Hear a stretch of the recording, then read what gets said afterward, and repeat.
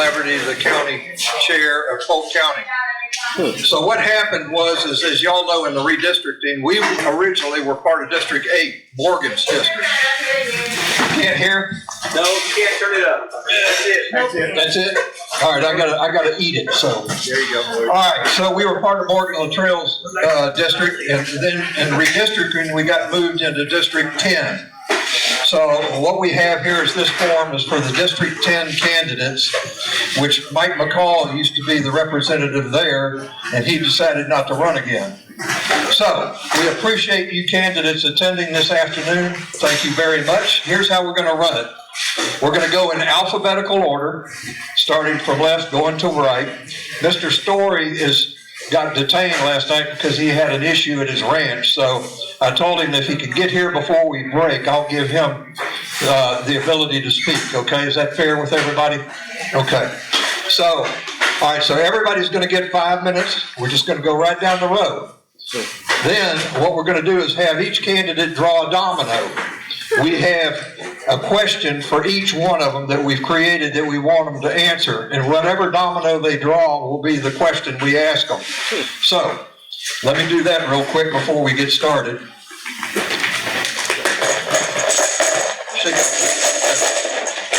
Your timekeeper is right here, okay? So be sure you watch your timekeeper. He will flash time when your 5 minutes is up, okay? And I'll be yelling time also. Ready? Mr. Alman, draw a domino. What's the number? 5. 5. Okay. Steve, get that written down. Mr. Bias. 3. Got it? Okay, Mr. Brown. 1. Mr. Gober. 4. Number 4.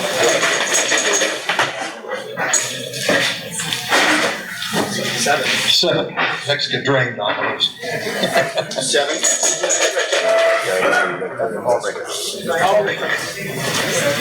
6. All right, and you got 2. Okay. All right. 6 for Paul. 2 for. Are you ready? I'm ready. All right, let's begin. You said 5 minutes, right, sir? Yes, You sir. start talking. Okay, excellent. I can do that. Most places have been 3, so wow, you gave to politician, hopeful, statesman, whatever, 5 minutes. My name is Rob Alman. I am a retired Army major. I am a combat veteran. I had to medically retire in 2018. I've been all around the world.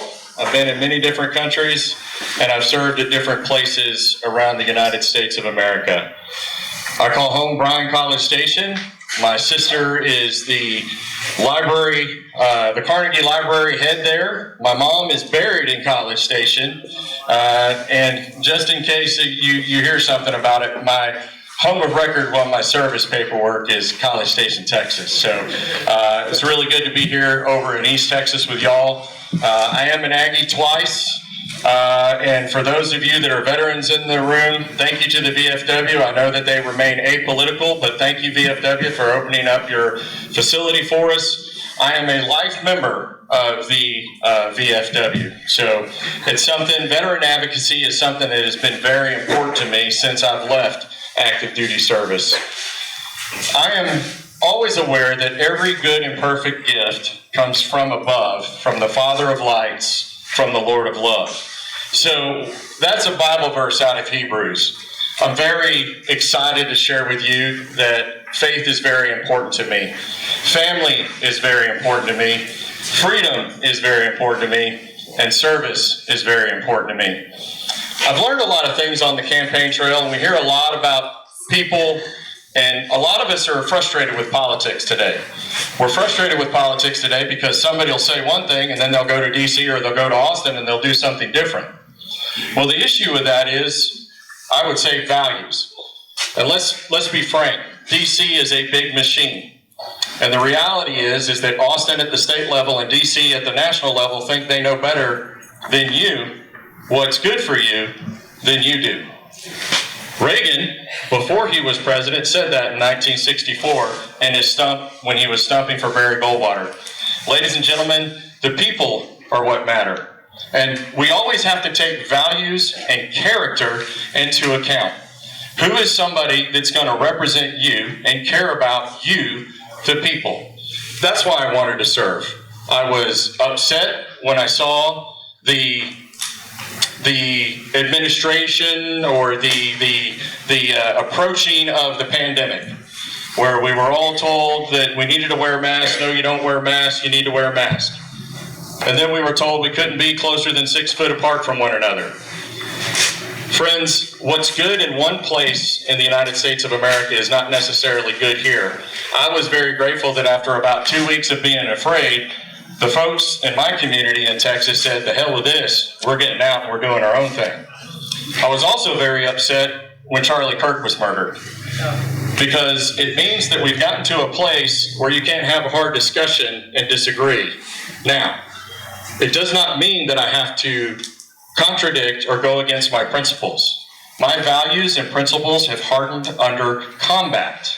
I've been shot at. I've been blown up. So why can't I sit and have a lady yell at me about her liberal ideology on the Main Street USA, in this case it was Bryan, Texas, about why she saw something differently, that I was a fascist, I was a Nazi? Friends, that was metaphorical fire to my chest. And guess what? I withstood it. I'm not afraid. I am a fighter. I don't have to brag about that to y'all. Look, those of you veterans in the room know that an officer is firing their weapon, something is really wrong, okay? So I'm not afraid under fire, in this case, metaphorical fire, because I've lived through the real fire. And I will tell you that a leading consultant, some of these people behind me would know the name if I said it. Maybe some of you would. He said, Rob, your resume is badass, but you don't talk badass. Well, friends, that's because I was taught to be a quiet professional. And then in my community service, I was taught to do rather than say. I've been very proud to be a Scoutmaster. I have 2 Eagle Scout children. I'm very proud of how I've served my community post-military, because you are worth it. I don't have to brag about this and that and I. Thomas Jefferson said, the people are the surest reliance for the preservation of our liberty. Not DC, not Austin, you, ladies and gentlemen. Thank you.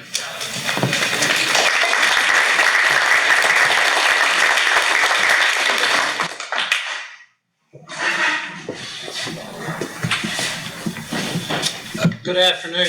Thank you to the Republican Party and all the work that you do here in Polk County to build the Republican Party and to bring common sense back to Texas. And my name is Ben Bias. I'm a businessman from Huntsville, Texas. Some of you in here know my wife, who's Kim's Home and Garden Center there. And very fortunate. This is the first event she hasn't been to in the last week. She was tired and wanted to stay home. And if I look a little bit tired, it's because the squirrels ate my artificial intelligence gas valve regulator. And so Kim's going, well, what are you going to do about it? Not much. So anyway, they came and fixed it, and we now have artificial intelligence supplied gas that opens a valve and closes it. I've been in business in Huntsville, Texas my entire adult life. I graduated from Sam Houston State University with a degree in finance and a minor in agribusiness. However, I never filled out the paperwork to the dean to get my ag business minor because I got a job. And I worked my way through college. I've worked in the oil field. I've been a surveyor, worked as a contractor. Now today I have a real estate development company, investment company, and brokerage company. A lot of people in Huntsville go, hey, are you going to get me a free dinner at Texas Roadhouse? And I go, well, no, I just rent it to them.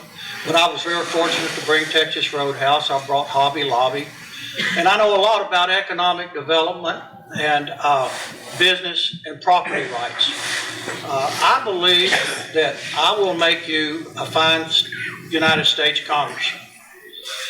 Number one, I live in the very center of the district. If you look at that map, I live just west of Huntsville, and I live 10 miles south of the geographic center of this district. And you probably want to know how I know that. Google told me. It's amazing what you can learn from Google. So I believe living within 55 minutes of 70% of the voters in this district means that I can serve and serve well. Now, Kim and I have a grandbaby and a son and a daughter-in-law in Austin, so that's why she let me run, so we could go to Austin more often. But I believe that this is a rural district and that this rural life that we love and we share is worth fighting for. And so you're going to learn in this campaign as it goes forward that there are a group of people pouring millions of dollars into this race so that they can have unregulated artificial intelligence. And I disagree with that. Elon Musk himself said artificial intelligence poses existential risk if improperly managed to our children. The state of Texas Senate passed laws in the last legislative session that we're going to fight pornography, child abuse, and the other dangers that can be done there. Well, in Washington, they tried to pass twice a preemption of states' rights. Texas's right to regulate our electric grid and artificial intelligence. It was defeated 99-1. So now these California tech billionaires are pouring unimaginable amounts of money into a race to affect the outcome.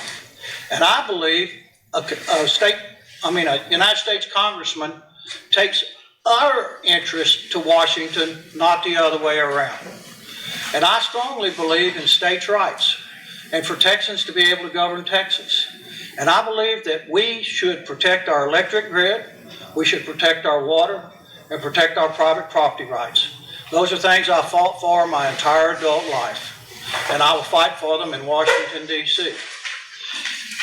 And there's one thing, how much time I got? 44 seconds.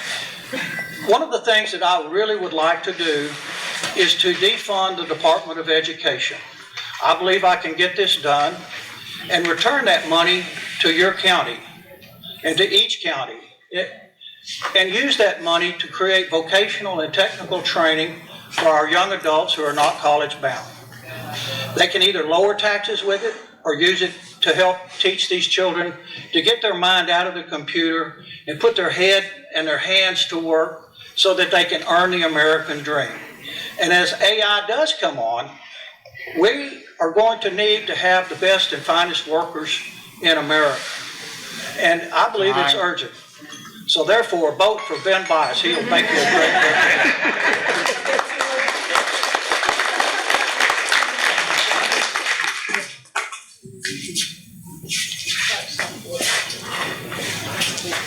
Let me remind y'all, speak closely to the mic. I couldn't be heard. No, you can be heard. It's cool. You're in the back of here. All right, how you guys doing tonight?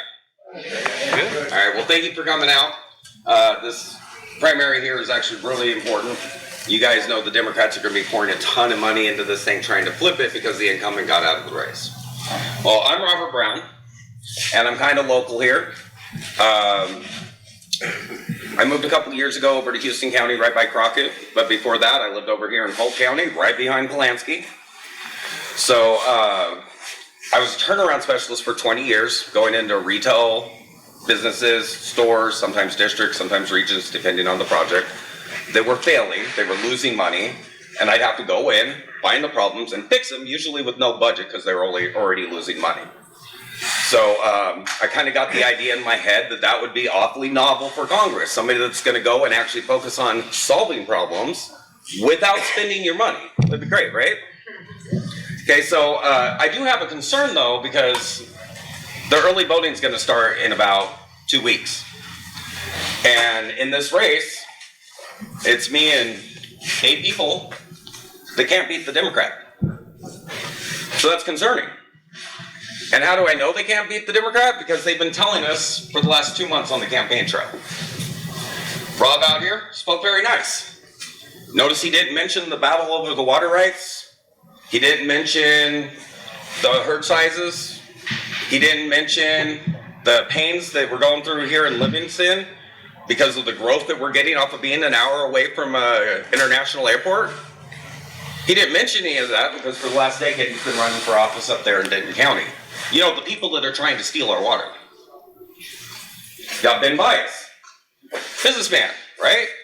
You want to find out about his business ethics? Go ahead and Google the United States of America versus Ben Bias, where Trump's Justice Department is suing him over his business practices. Yeah. You got Chris Gober. Brags about being the $300 million man. He was very proud of being part of Musk's America Pact, right? So if you guys remember right before the election, what was Musk's America Pact doing? They're doing $1 million a day giveaway to voters that signed their petition for First Amendment, Second Amendment rights, right? So Republicans, awesome. Gonna give some Republicans some money. But then they got in trouble for running an illegal lottery. How'd they get out of trouble? The day before the election, their lawyer, Chris Gober, made the announcement there never was a lottery. All the winners were predetermined. And it was all a scam to get their voter information. And you can Google Musk, Gober, lottery. You'll see it. And you can also check the lawsuit that's still ongoing for the class action for the fraud. Brandon, I actually like him. I think he'll be a great candidate for the 27th district when he runs again in 2 years, because he's actually trying to solve problems. He's just not in the district. He's way outside of it. The lobbyist who realized that people didn't want to send another lobbyist to Washington, who's now trying to pretend she's a property rights activist. Well, unless the neighbors to your ranch wants to put up some windmills, then she's going to fight to stop your property rights. Then we got Scott McLoud. Mostly I like Scott McLoud, but he's awfully vague about what he was actually doing. We do know that he was a 2-time CEO for military contractors, so government money. And now he's running, make some faces. Now he's running a private school. I've seen a lot of corruption in private schools when I was trying to get my kids in there. So now here's my thing. This is just what's taken off of the things that they've said on the campaign trail. Okay? I didn't do any dirty digging. This is all just basic Google the candidate stuff. What do you think the Democrats are going to do to them? And they can come at me. I'm not famous. All I did was go into businesses, save jobs, make sure communities had places that they could go and shop and buy the groceries and the household goods that they needed to get by in their life. Nothing big. But what do we need in Washington? Do we need elites from Austin or from outside the district? No, we need somebody that knows how to go in, look at what's actually going on, find the problems, come up with solutions that aren't going to bankrupt the country, and get it done. Now, I retired 10 years ago. I'm not running for Congress because I want to be in Congress. I'm running for Congress because it's time to get somebody that's going to go in there that understands how things actually work in the world and fix the problems. And you guys can already see, if you look at my flyer, I've already got a lot of problems on there that need to be solved that I'm ready to work on.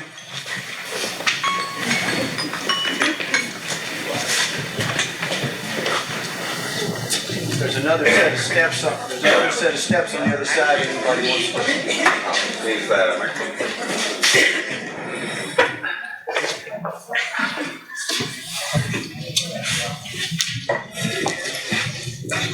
Good afternoon. My name is Chris Gober. I am the proven conservative candidate running for Congress, the 10th District. I'm also the only candidate in this race that has been endorsed by President Donald J. Trump and by Congressman Morgan Luttrell. Now, this morning we've been on the road. This is going to be the 4th night of a 6-day swing, and attended church in Huntsville this morning. I was reminded in the sermon, and I think it's worth us saying this, of how blessed we are to be here, to be able to exercise our democratic rights in the greatest country in the nation, in a VFW, honoring the people who have put their lives on the line to protect this very right. And so let us not forget that. Many of you, I've been out here a lot. I've met many of you. Some of you, this is your first introduction to me. So I want to try to, in the next couple of minutes, give you an idea why President Trump calls me his MAGA warrior, who will work tirelessly and never let you down. By way of background, I grew up in small towns of Throckmorton and Graham. Throckmorton's about 700 people, Graham's about 8,000 people, so small town kid, graduate of Texas A&M University, member of the Fighting Texas Aggie class of 2001.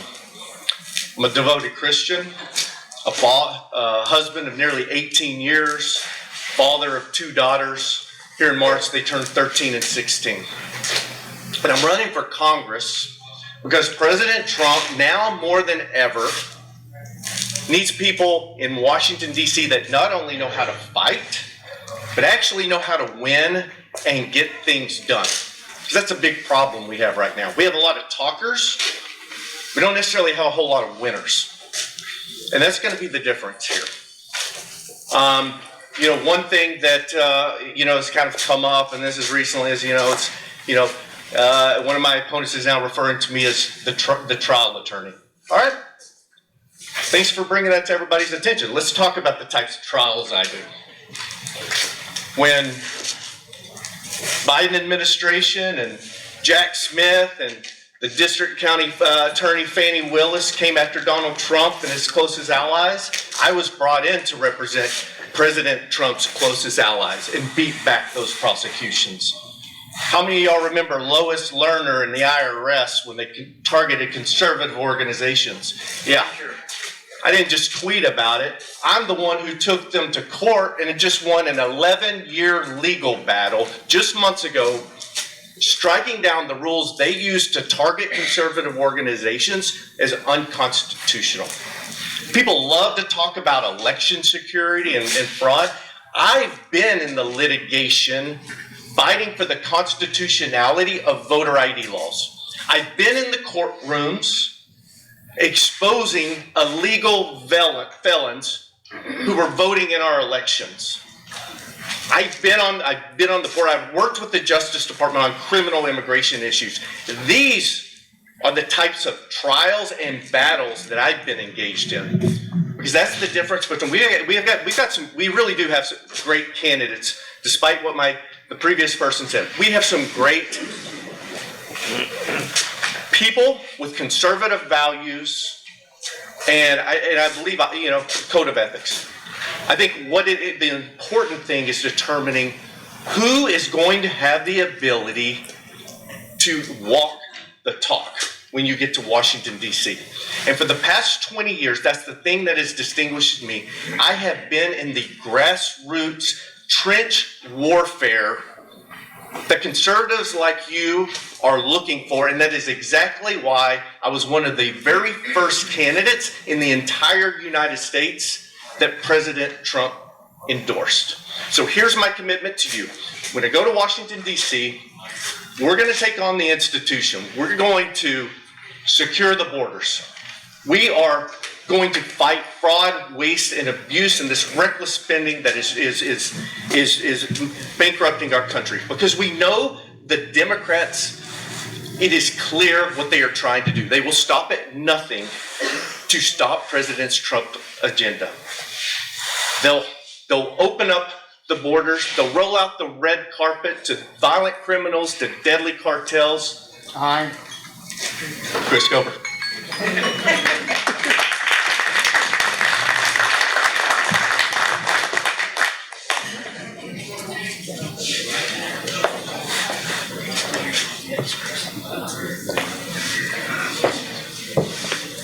Guess I'll get my watch going. 5 minutes. All right, so Robert brought up a really good point. So yeah, I live in Austin County, right, which is actually a long ways from here. It's a long drive. If I get elected, I'm gonna have to buy a lot of tires because it's a long drive getting all the way across all of 10. It's very similar to where I live though, in that it's very rural. Every county I've been in so far has been fairly rural, except for the ones further west. But I live on a rural plot of land. I'm just like you in terms of, I had a normal job just like you. I was a software engineer. I have a family. I got 6 kids. There's 2 of my boys over there. And there are 2 big reasons why I'm running right there. But the biggest reason why I'm running is the Lord told me to. So that's why I'm here. And I don't think it's an accident that I'm put back in the 10th district again, because I was originally in the 10th district in the beginning, and then I was one of only a couple candidates running against Michael McCaul, because I didn't like the vaccine mandates and stuff that McCaul was supporting. I didn't like the big money being funded to Ukraine that McCaul was doing. I didn't like that. I wanted to keep our money at home, and also I wanted Congress to be declaring the wars. I didn't want us getting sucked into all these military conflicts all over the place, And so when I prayed about what to do in my life, because I had a great job, making more than I would, here, if I get elected. And I was doing just fine, but I just kept feeling like something was wrong. I needed to be doing something else. And so I prayed about it, and the answer I got was, you need to run for Congress. So when the districts changed, I switched over to 27, actually, which is where I live, right? And then right before the filing period, my first application that went in got rejected, coincidentally. And so I had to go again, but then right at that exact time, I think the same day, the first court ruled that the new district lines were invalid. So I'm like, oh crap, I want to stay in my area. So I rushed again to get back into 10. And then after that, the Supreme Court came out a little bit later and overruled that. So that by then I contacted them, like, all right, well, how do I get back into 27? And he said, well, we can't just flip you over. You have to go through this withdrawal process. And then once the withdrawal process is through, then you have to go and reapply. And at that point, I was 2 days left. I had not enough time to do it. So that's why I'm here. But I think there's a reason for it. And I don't know all the reasons. I don't know all the answers. And I have a lot of ideas and a lot of solutions for a lot of problems. But I tell you, it's going to pale in comparison to the ideas I'm going to get from you and working with you. And so every single time I talk to anybody, I write down notes. And I have a little tip jar over there. If you have any anonymous ideas you want to throw in there, you can do it. Or my binder, my son's opened up the binder. If you want to write down ideas, I'm just going to nonstop collect your ideas and make sure they get captured and make sure that we're working on the top issues for our district, top to bottom. And as a software engineer, I can do cool things, like I can make dashboards and I can make areas where you could submit your ideas, and I could build committees in our district to work on these problems. I could do a whole lot of cool things to make sure you're heard again. I prayed, about what is it I should tell you when I got up here? And this scripture came to mind.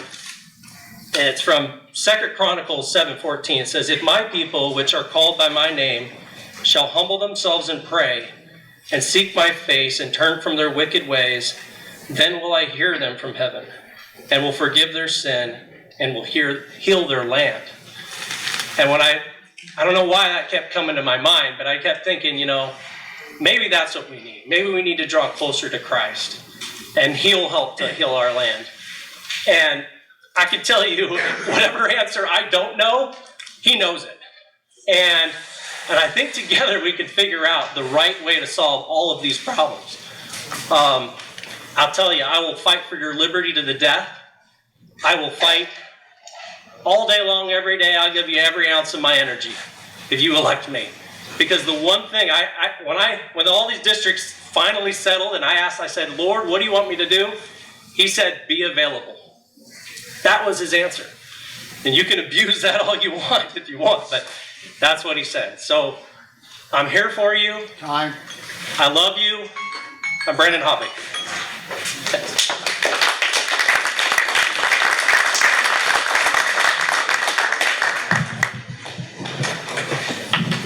Well, hello everyone. Thank you all for taking time out on your Sunday to come and meet all of us and hear what we have to say and why we want to be your member of Congress. Thank you to the VFW for hosting, and thank you for the Republican Party who helped bring you all here and promote this event. Jessica Carlsher, and I am seeking your vote to be your member of Congress in Washington, D.C. We've all said quite a bit. So Scott and I were like, well, what else is left to say? But one thing I will say is I will not apologize for the advocacy I have done defending private property rights, working on eminent domain reform, making sure that we had siting and construction of renewable energy projects, that we were establishing thoughtful, smart development as we grow our state, that we look at what we're doing with water infrastructure. I'm not going to make apologies for that. There are issues that we've been dealing with over the last 10 to 15 years, and we're seeing them now. We have a $34 billion water problem. So water infrastructure is critical. Now, with respect to this district, 2/3 of it is rural. It's rich with water. But the problem is we're seeing that current water infrastructure means we're going to steal from Peter to pay Paul. And it is not Polk County's problem or San Jacinto County's problem or Trinity County's problem that Travis, Bayer, or other counties are overusing their water or mismanaging it. We need to come up with a better way. And I have been working in the legislature on issues just like that, looking at the land fragmentation that we see in our state. We have roughly 1,000 people moving to Texas every day. We are fragmenting more than 1,000 acres of land a day. It is all happening within the Texas Triangle, as you know, is the DFW, Austin, San Antonio, and Houston area, and that is a part of this. And there are things that I'm seeing where, why are we not incentivizing locally in urban areas to look at distressed opportunities to revitalize them? Everyone automatically looks to urban sprawl, and let's provide economic development to fragment and disrupt rural lands. Well, the issue is we need rural lands. We've created a national security issue because we're wondering where our food and fiber is going to come from, and our water. And so when I've been advocating in Texas and in DC, it has been looking at ways in which we can have smart development. We can keep strong with our economy, being the 8th largest economy in the world, without sacrificing our resources. Because we want jobs, we want opportunity. But if we are losing our quality of life and the resources that provide that for us, then the businesses who have come to our state go away.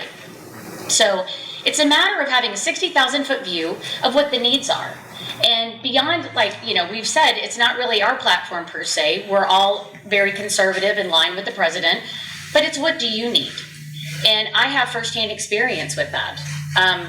Before I decided to run for Congress, I ran the Texas Credit Union Association. So I'm all too familiar with credit unions and community banks and what they provide to your communities, helping with the military, helping a small business, open up for the first time, helping with your first car loan. And also, we actually just passed in the legislature to provide a educational credit for economics when you go through financial literacy.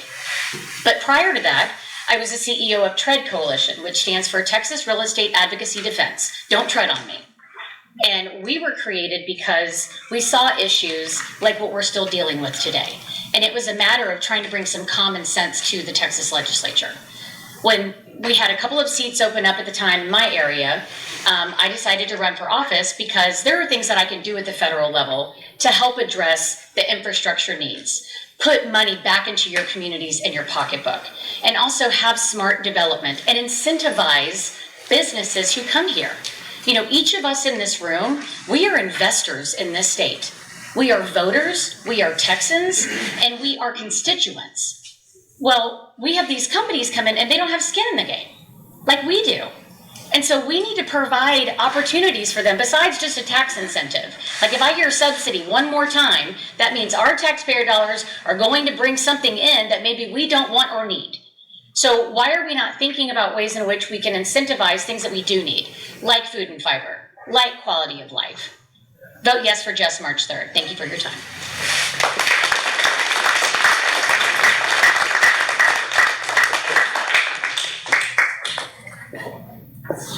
Good afternoon. I'm Scott McLoud. Thank you for coming out today.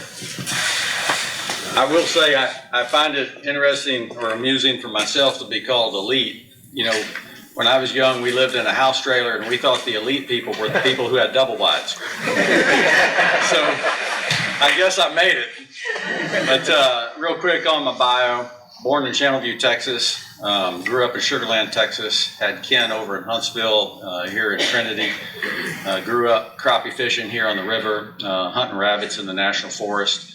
Married a girl from Huntsville. 31 years in the Army. Started as a private, mopping floors, and retired as a full colonel. Guys, I'm running for office because I've lived the American dream. How does a kid who starts with a mom who never went past the 8th grade and had her first child when she was 14 years old live the life that I've been able to live? Worked 2 jobs as a waitress to support me and my 2 sisters. It's because of the great country we live in, because of the opportunities that this country and this state has afforded us, that people like me could enjoy the American dream. But I've got 2 daughters, and I'm very concerned about whether or not they're going to inherit the same country and have the same opportunities that you and I did. I'm sick and tired of the dysfunction in DC. I'm going to tell you a story. One time we borrowed the Speaker of the House's jet. I'd never been on an airplane before that had leather couches, leather recliners, coffee tables with crystal lamps, fully stocked bar. Guys, I think we've created a modern day American royalty in DC. We open doors for them, they eat in fancy restaurants, they rub shoulders with high net worth donors, but many of them don't look like us. Birds of a feather flock together, that's what my dad taught me. I think we've got to change the kind of folks that we send up there. Now look, the other reason I'm running is because the good Lord and Uncle Sam gave me some amazing opportunities about issues that you see on the news right now. During President Trump's first administration, I commanded the Texas border mobilization. I spent 4 years of my life on the U.S.-Mexican borders working with federal, state, and local law enforcement. I have been into the detention centers and looked into the eyes of little 3- and 4-year-old boys and girls that were handed off into the hands of cartels, their parents hoping they'd survive and make it into the United States. Shameful. Most Americans don't know that until President Trump secured the border, that we were allowing 40,000 slaves a year to be brought into the United States, primarily being sent into the sex industry. What President Trump has done is he has not just shut the border, he is saving lives. Education. The Department of Education has become a self-licking ice cream cone.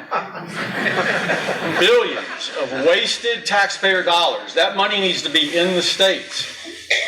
That money that we send up there is our money. It's not theirs. That money needs to come back to the states. I've spent 7 years in Christian education, watching up close the challenges faced by our students, our parents, and our teachers. Again, just an opportunity that the good Lord gave me. Business. I've managed a payroll. I've had to lay somebody off, a few people off, due to the challenging times we're seeing right now in our economy. I know what it's like to have to manage resources to ensure that somebody gets a paycheck this month. And I know what it's like to go into a room and tell somebody that you're not going to get a paycheck anymore. I think there's many good candidates up here. And I'm so proud that we can give you the apple to orange comparison and contrast that you're getting. But at the end of the day, change has to occur. Why can't we find 535 decent men and women to send to DC? 435 U.S. representatives and 100 United States senators. You're telling me that in a nation of 350 plus million, we don't have 535 decent men and women who think and see the world the way we do? Well, not if you're going up there to get rich. Not if you're going up there to use it as a stepping stone. I called a friend of mine who's an attorney who clerked for a U.S. Supreme Court Justice. And I said, hey, what do you think about me running for office? He said, Scott, I don't know why anyone would want to run for office unless it was to get rich by doing insider trading. I was the first one who came out and said, I will put my stocks on hold. I will not trade stocks. Scott McLoud, appreciate you.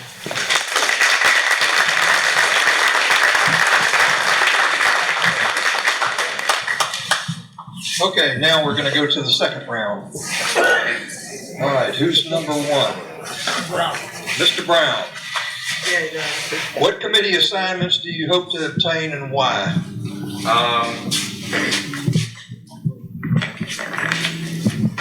I think our biggest issues are our budget, so I'd like to be involved in the budget and finance committees and also agricultural.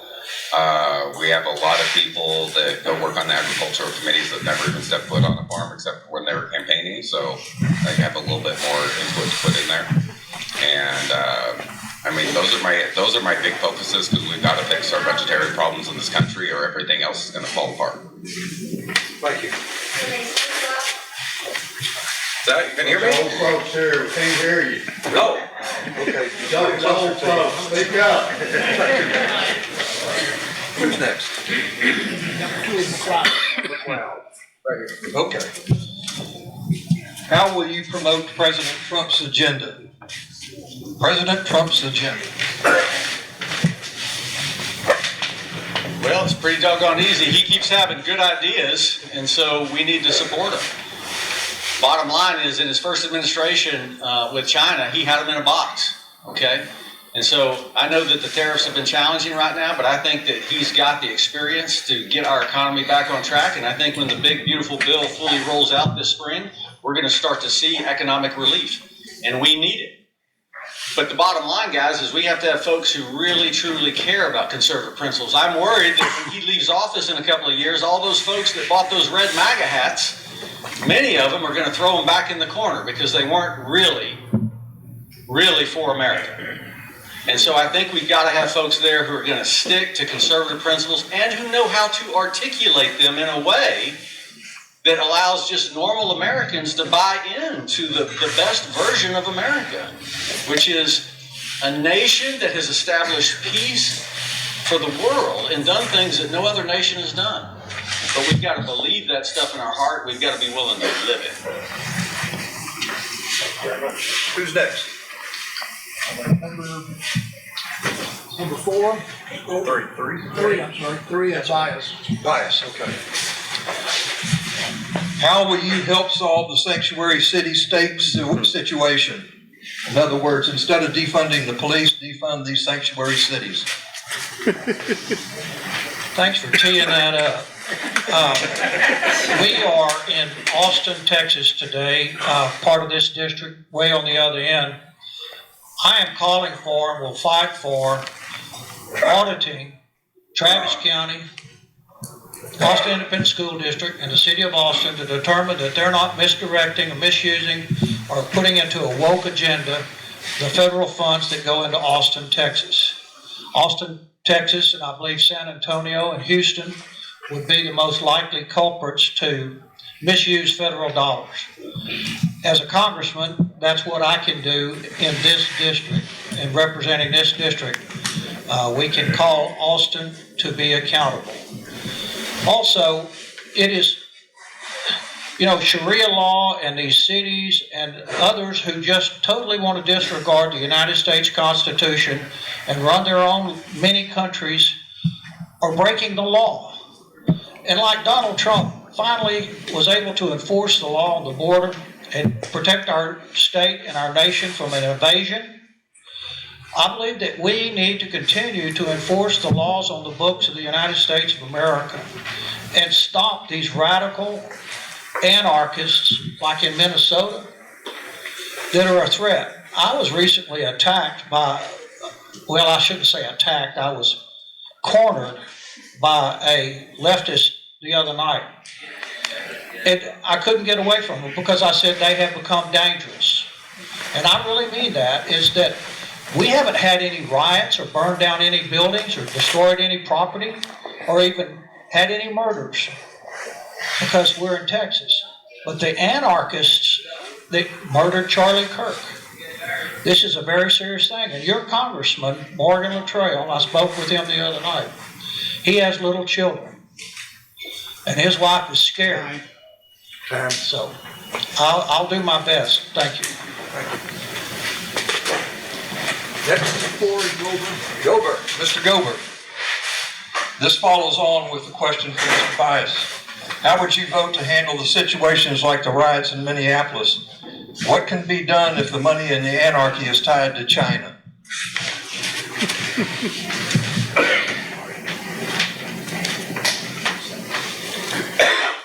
So number one, you can't back down or blink at the first sign of things not going perfectly as planned.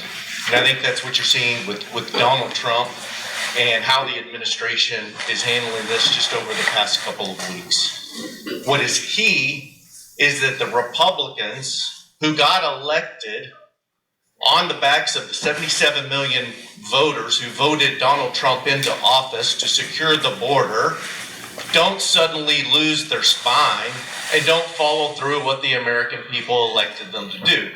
Number two, as you look at what's going on in Minneapolis, I don't think that this is just kind of, fully a spontaneous group of protesters suddenly deciding to exercise their First Amendment rights. You look at the situation there, and it looks like an organized effort of pre-planning, coordination, and an execution that reeks of pre-planning and pre-funding. And what the United States Congress should do is use its subpoena power, its investigatory power, follow the money trail, try to figure out who is funneling money in order to train and basically promote these anarchists who are entering our cities and actively trying to disrupt federal law enforcement from doing the job and doing what President Trump was elected to do. Thank you very much. Number 5, Mr. Altman. Mr. Altman, how will you vote, respond, RE, or in other words, on continuing resolutions versus individual budget bills? And what are your thoughts about government shutdowns? I think it's absurd that when you have folks in either party celebrate getting through a continuing resolution and say they did their job, that they want to brag about that. That's a problem, y'all. It means that the process is broken. So it means that they're not doing their job. Whether I was in the Army or a finance industry professional or a business development professional, wherever I've been about continuous improvement. And Washington, in a lot of ways, is broken. There is no reason why you should have to balance your budget and they can't with your taxpayer dollars. It's absolutely ridiculous. Everywhere I've been, I have served. And when you're in the Army and you're on active duty and you go overseas, you're in a lot of different places. Everywhere I was either a soccer coach, a Cub master, a Scout master, doing good in my community, spending a lot of time at my church with my kids, making sure they turned into great young Americans. More to the point, as someone who grew up with food insecurity, because my father was a Navy enlisted man, I know what it's like to worry about only putting one slice of sandwich meat on your sandwich. I've had friends who've had mayonnaise sandwiches. I know what that's all about. And more to the point, I would tell you that I get a lot of satisfaction out serving at the local food bank. Friends, not only am I going to pound on the lectern about the fact that there's no reason why we can't have a balanced budget amendment, why we can't take care of finances in DC, return your taxpayer dollars to you who put them there in the first place, I'm also going to be accessible to you. You're going to know my name, Rob Altman. Many of you have already gotten my personal cell phone number. We'll manage that. We're smart enough to do that, even if I am an Aggie. I know that's a great Aggie joke. But I'm going to have town halls every month. Altman for Texas, vote for Altman.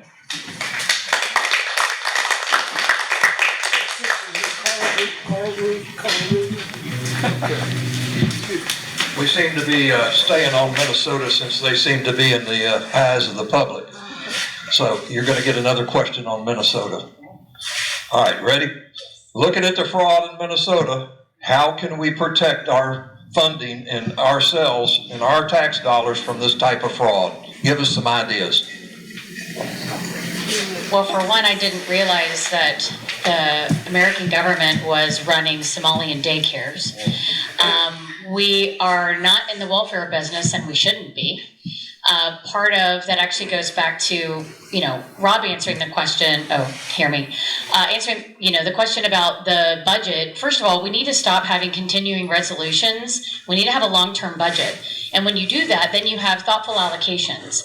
But the fact that we can't seem to wrap our heads around a budget, just like we all balance a checkbook, well, then that's where you have funding going other places. And that's how you inspire fraud and no oversight. And that's probably the most critical piece of what we're seeing with the federal government and members of Congress and the Senate, quite frankly, is that we're lacking accountability. And why are we sending all of the money to DC and then it's frivolously wasted and people are able to hide at places under the auspice of, if you read some of what Doge had originally uncovered, it was unheard of, the types of things, red-headed, Chilean dancers, we were sending millions of dollars to this fund. So definitely, looking at that piece of it, but then also, why are we, activating and supporting funding that is disruptive to our neighbors in other states? We are the United States of America, and we have to get a handle on what's happening. And on top of it, why would we ever want to hurt the people who make us safe? Protecting our border, keeping our communities safe. Law enforcement is extremely critical. They are not the enemy. They are our friends. We need to lift them up, not tear them down.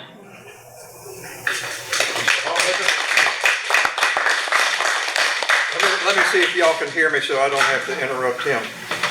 Rural counties elect Republicans, but are often not considered equally with the large population counties, such as Travis, Harris, Tarrant, Bear, on and on. How will you support rural counties that you represent? Well, I think one of the first things is just to spend time with people in rural counties. Because I'm in a rural county, I live a rural lifestyle, like a lot of the problems you face are going to be similar as the problems I face. Like when I have my milk cows, right, and I'm trying to make milk and I want to go sell the milk, I can't sell the milk because of all the laws that stop that. Or like if I'm trying to keep my pipes from freezing over the last freeze that just happened, it'd be nice to have some incandescent bulbs to do that. But they've been banned, so unfortunately you have to come up with other solutions, right? It's silly, the kind of stupid stuff that the government does to try to make our lives more difficult. But I like freedom, on my land. I like to produce my own power, my own food, my own water, my own everything. I'm armed to the teeth. I want to be able to do everything I need to do to take care of my family on my land, and I want everyone else to leave me the hell alone. And if that's what you want in rural Texas, that's exactly what I want. Pass it down, and I'm going to go. I've got one last question I want each one of you to answer, and just do it quickly. Morgan Luttrell was very successful for us in doing town halls and us being able to go visit with him personally and all that. What I want to know from each one of you, how are you going to make sure that you make a visit to Polk County, Texas? And Polk County's big. Okay, you got Goodrich in the south, you got Livingston, you got Alaska, you got Corrigan up north. I want to know exactly how you're going to meet with all your constituents in this county. Thank you. Just go quickly down the road. As we say in Texas, it's a big plate to say grace over. We got 13 counties. We had a term in the Army called battlefield circulation. When I had 1,000 soldiers in Baghdad, I was expected to get in a convoy and drive across Baghdad to check on my 18-year-old, 19-year-old soldiers and their families. So you got to be willing to put in the work. But when we arrive, that congressman should have an 8.5 by 11 that shows all the federal touch points for your county. You've got a population of a little over 54,000. You're only getting a little over $1 million in federal funding this year. State of Texas just received $1.4 billion for regional emergency health. Well, maybe if we wouldn't have spent billions of dollars sending them overseas, you could have got $2 billion for the state, which means this county would get more for your rural emergency health. So you got to have somebody willing to do the work, but you got to also have somebody who has experience in taking complex issues, breaking them down, and figuring out how to get our money back to these counties where we can have the type of infrastructure and the support we need to live. Okay? And so I think that's what I'd do. I'd show up with that little list and we'd work hard to get those taxpayer dollars back here so that your quality of life was being made better by your taxes. Yeah, this has been quite the interesting journey. I've actually anchored in the Livingston area over the last couple of days, and I'm going to be here for a few more. So thinking about the geography of it, I think it's important that you do see us as often as possible. And so a lot of it is just a matter of coordination and knowing where you're starting in the district. Also, with respect to what your needs are, I actually want to answer the question. I would like to serve on ag and small businesses because that's very reflective of the district. But making sure that, we're all up here interviewing for the job. And the job is to go to DC and make sure that you're represented. And more importantly, keeping DC out of Texas. And that is exactly what I intend to do. And so I need to be in the district visiting with you all as often as I can to give you an update on how that's going. Making sure that we are passing laws that make sense, like the rural healthcare legislation that was passed. Well, there's caveats to population growth. So I want to go back to DC and fix that to make sure that certain areas get to qualify. Making sure that we have our finger on the pulse of everything that's being passed and that it is appropriate and allocated to you, for you, by you. That's the job, and I hope you hire me March 3rd. Thank you.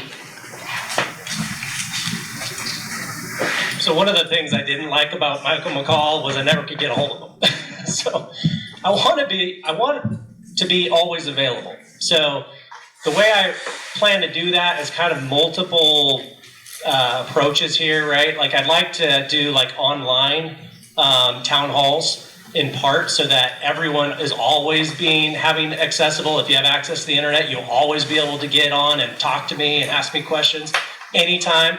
And then go like from county to county to county and do kind of like a rotation through all the counties on a regular basis. And then advertise, these rotations so that people could come to the county. And I mentioned this last time. I like the idea where I go sit down and then everyone else just stands in a line and just, goes down the list and just raises their issues. And I just sit there and record and write notes and document all of your issues. And I think if we did something like that, we'd get a lot of good information from every single person pretty fast. But I also think there's other things too. Like I could create online polls. I can have different form submissions. And so you could basically just go online and say, here, this is my big concern. Boom, and then have a list of all of the issues, right? But I think we're going to have to meet in person to do some kind of like workshops where like if we have an issue that's going to take a lot of discussion, we may need to get some whiteboards and then get together and actually like work on some solutions, right? Maybe doing some brainstorming, stuff like that to make sure that whatever solutions we're doing, it's the best, So I hope that answers the question. Thank you. Yeah, so I'll answer this just a little bit more kind of practically on the question, because we've given a lot of thought to this. Showing up, it's kind of a combination of not only commitment, but also logistics and execution. And, one thing we've really kind of given a lot of thought to is, most congressional districts have 2 congressional offices in a congressional district. There's limited funding. You're choosing between offices, salaries, manpower, and other things that have to be allocated out. I look at this district and say there's really no way you cannot have to have a 3rd congressional district through, just with the geographical scope of this district. Number one, I think just, for anybody up here, I think that would be an important commitment to make because frankly, nobody should live outside of 60 minutes of the closest official district office that there is.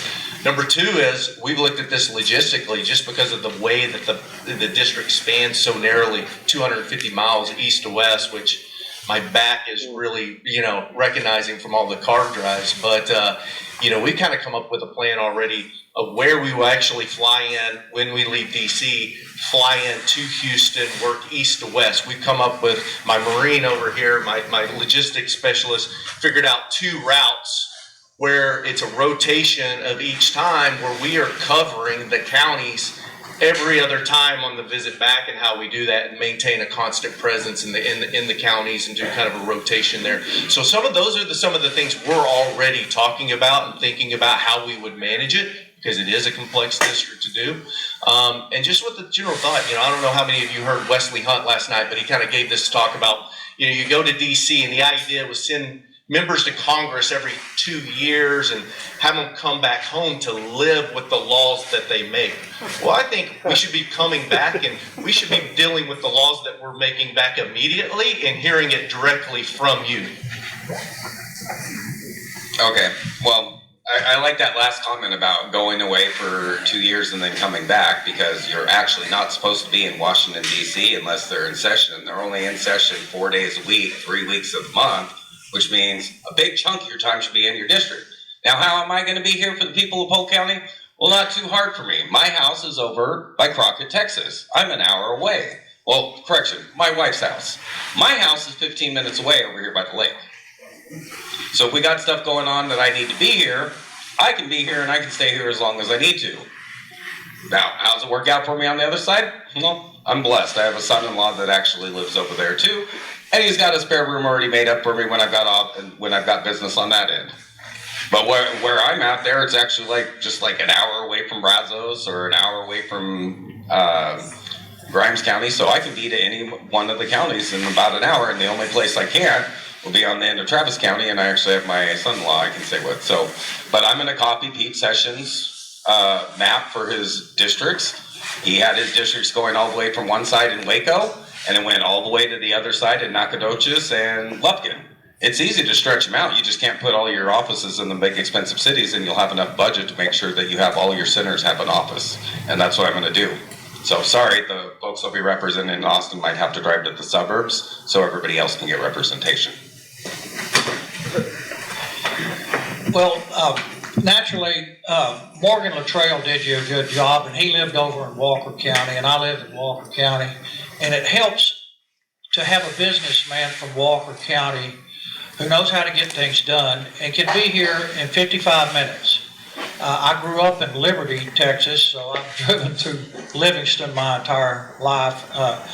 But I believe that I can best serve this district, and that's the question you've got to answer to yourself. Who's going to be here, and who can best serve? 70% of the voters live within 1 hour of my house in Huntsville. I believe I can get and listen to the folks here better, and I will live in this district all the time. I'll come home every weekend. I'll live here. My wife, that was a promise I made to her, and Pete Sessions told me, I was in his office not long ago, and he said, I spent every weekend in the district, and he came to Huntsville 20 times over the last year. He is a model congressman. When I talked to him about this, he said, I believe that you would do well because you live in the center of the district and can serve the people the best. So I'm not saying that's an endorsement, but I do believe that I would do a good job and know how to serve you. I'm a businessman, and I believe that businessmen have been proven to do a good job by Donald Trump, and I believe that I would be very much like him for you in this district. So Ben Bias, businessman from Huntsville.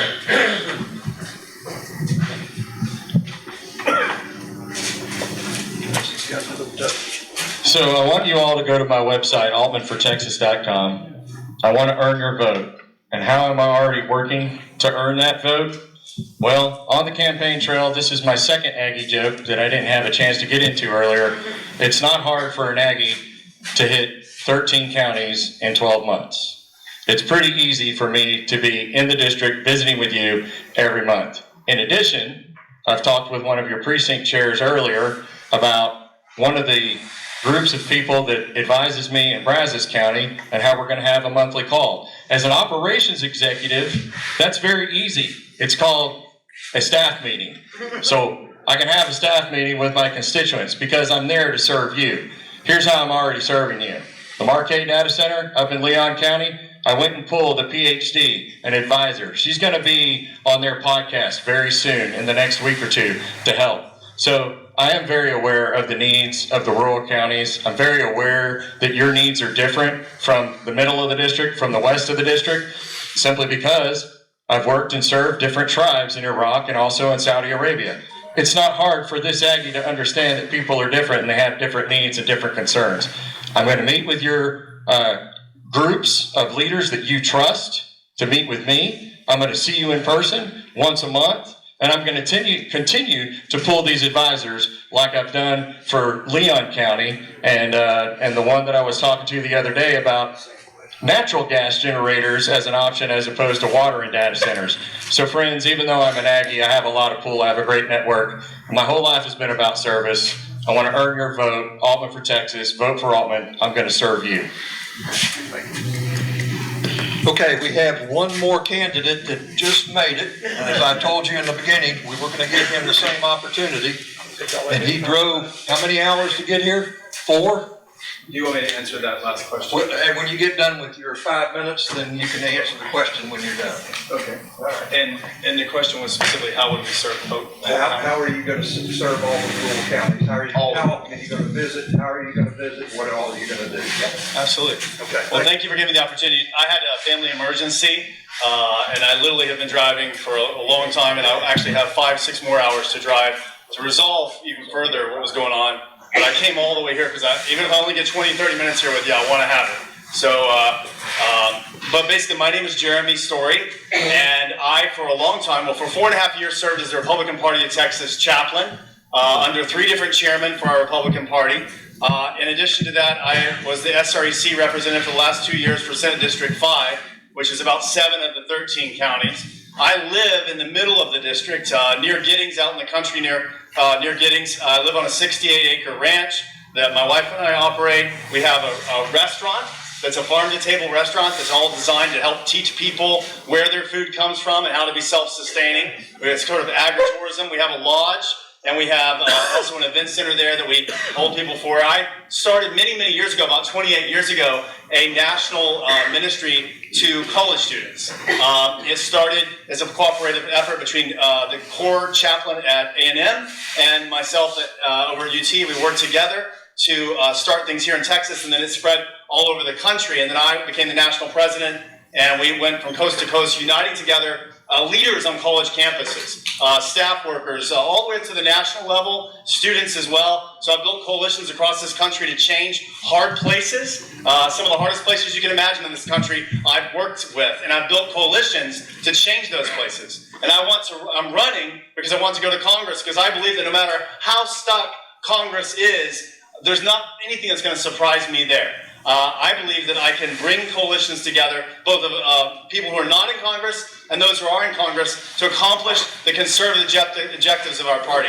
Everyone knows me as the proven grassroots conservative. I have proven myself over and over again on the SREC, as our state chaplain, across this state, advocating for our principles and priorities. I believe in securing the family, securing the border, securing the economy. I'm a conservative socially, I'm a conservative fiscally. I have faced tremendous opposition to stand for our values. I've done that in all kinds of ways, and that's the thing. It's not enough just to believe, right? We all know this. You have to actually have the courage to act on what you believe. I believe I've shown that in all kinds of ways for decades, not only here, but across the country. I'm a person of strong faith. I won't downplay that at all. I work with Christian leaders all over the country, as well as running my own business. I've done that for a long time, for multiple decades. And that's really basically who I am.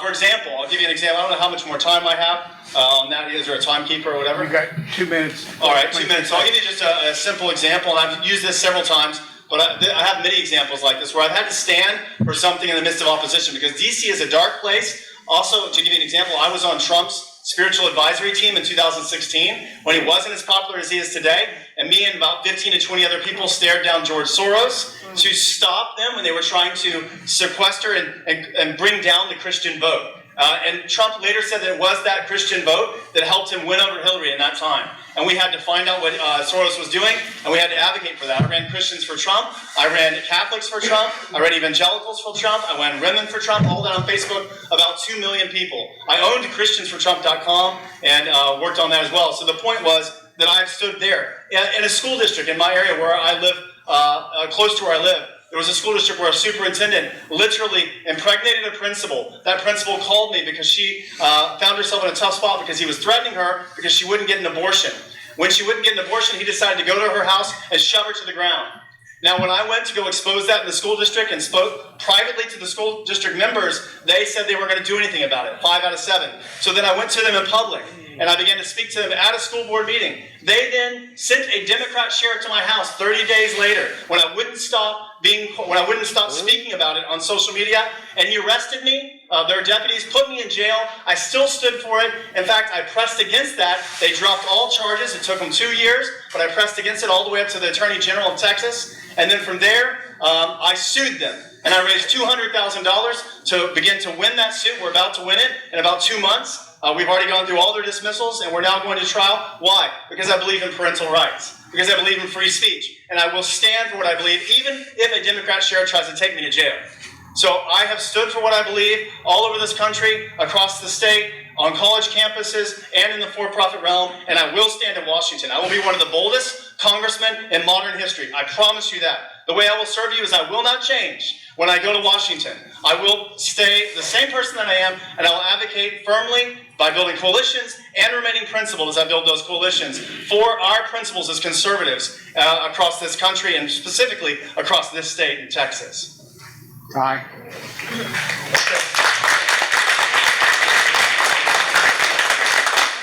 So the question is how are you going to serve your constituents on a regular basis coming through and going to each county? I forgot to mention that I'm 50 and I have 7 kids. And one wife. I always say that. The way I will serve is the way I've done. Listen, it's not just something I've thought of in my head. I've lived it for 30 years. I've faced all kinds of pressures of time, all kinds of different people, not just in one district, but literally across the country, while also managing my family and other things. I'll do the same thing here in CD10. I will be attentive to everybody across the district. Bottom line reason why I will do that, I love people. I love people. I love listening to people. I love hearing about their ideas and solving problems. And I love doing that with conservative bent that is extremely strongly conservative in all ways. And so how I would serve is, A, of course, separating out. I live right in the middle of the district. I live right outside of Giddings. So I live pretty much in the middle of the district, and it's very easy for me to get anywhere. But also, I would put district offices spread throughout as much as we can. I would serve and get volunteers to be able to represent in different places throughout the district. I would also use technology, like everything from Zoom calls to other types of technology where we'd be able to engage with one another. It bugs me that people go to DC and you don't hear from them forever until they want to be elected again.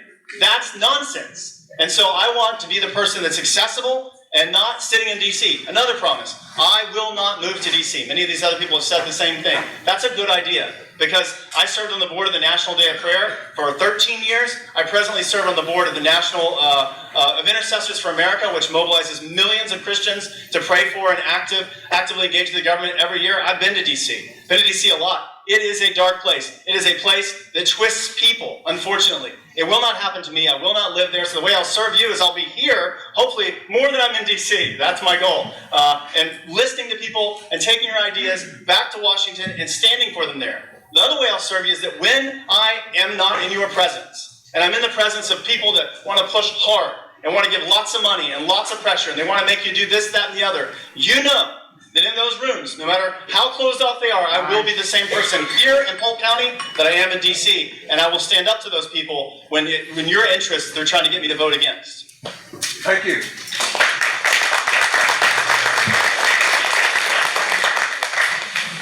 Okay, now, you see that you got snacks up here. Y'all can avail yourselves. I'm going to ask the candidates to go down if they set up tables down there and go visit with the candidates, okay, and talk to them so you can get a personal interaction with them.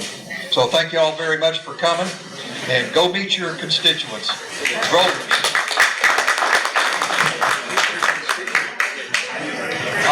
Also a reminder, tomorrow night, February 2nd, at My Place Eatery,